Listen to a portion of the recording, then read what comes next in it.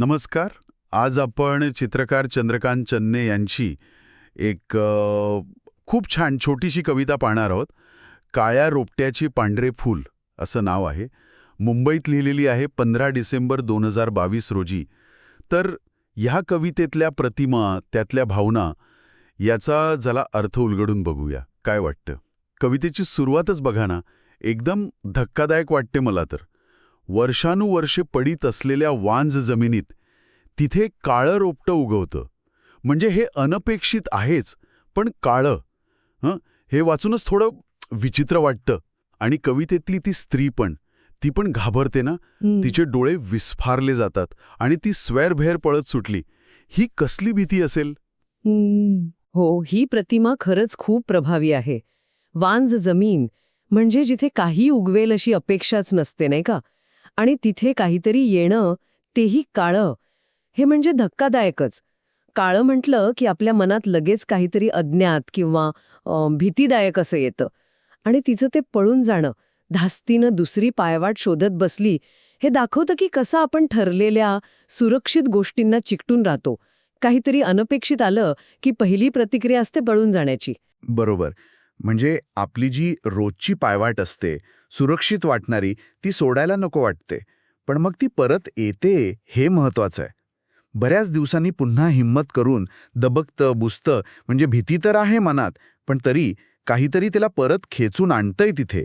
भीती पूर्ण गेलेली नाहीये कदाचित, पण एक कुतूहल आहे किंवा काय म्हणतात त्याला, एक ओढ आहे, ती परत त्याच वाटेवर येते. दबकत बुजत येणं हे तिच्या मनातल्या त्या संघर्षाचं प्रतीक आहे. हे का अर्थी धाडसही आहे, नाही का? कारण ती त्या अनपेक्षित गोष्टीला, त्या काळ्या रोपट्याला परत सामोरं जायला तयार होतेय. आयुष्यात पण आपण असं करतो अनेकदा. ज्या गोष्टी टाळतो तिकडेच परत जातो, काहीतरी समजून घेण्यासाठी. आणि मग जे घडतं ते तर कमाल आहे. ती काय करते? दुरूनच पाहिलं, मग थोडी जवळ गेली आणि पुन्हा दचकली.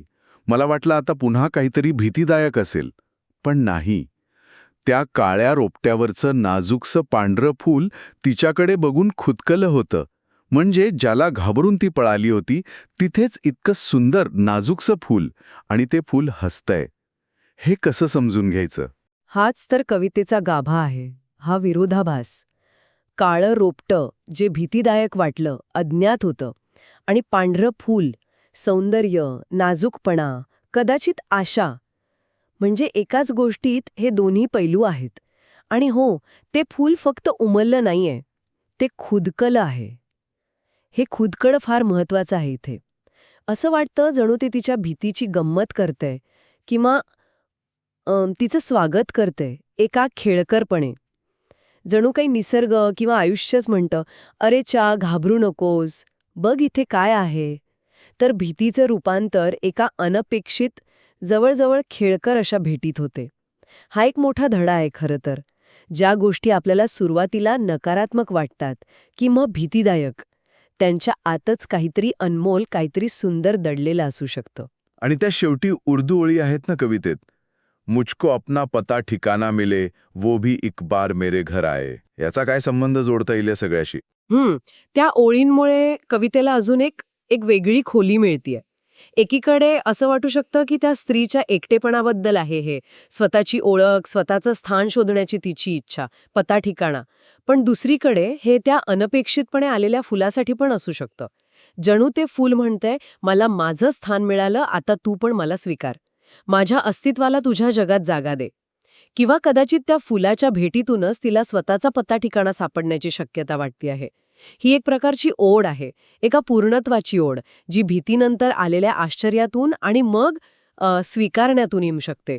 म्हणजे थोडक्यात या कवितेतून आपण एका छोट्या प्रसंगातून खूप मोठा अर्थ बघितला. कसं एका सुरुवातीला भीतीदायक वाटणाऱ्या गोष्टीमधून, म्हणजे त्या काळ्या रोपट्यामधून, काहीतरी सुंदर आणि आणि स्वागत करणारं असं पांढरं फूल समोर येतं. भीती हळूहळू बदलते, आश्चर्य वाटतं, आणि शेवटी कदाचित एक ओळखीचं हसू येतं चेहऱ्यावर. हो. आणि हे आपल्याला आपल्या महत्त्वाच्या विचाराकडे घेऊन जातं. आपल्या आयुष्यात पण अशा कित्येक पडीक जमिनी असतील, नाही का? कित्येक तरी असे दुर्लक्षित कोपरे असतील, जिथे काहीतरी काळं रोपटं आहे असं समजून आपण तिकडे बघतच नाही किंवा रस्ता बदलतो. पण त्या वरवरच्या भीतीपलीकडे, तिथेच एखादं पांढरं फूल आपल्याकडे पाहून खुदकण्याची शक्यता असते. याचा विचार आपण किती वेळा करतो? अनपेक्षित ठिकाणी सौंदर्य किंवा सकारात्मकता असू शकते, पण ती शोधण्यापासून भीती आपल्याला खरंच किती वेळा थांबवते? हा प्रश्न प्रत्येकाने स्वतःला विचारायला हवा असं वाटतं.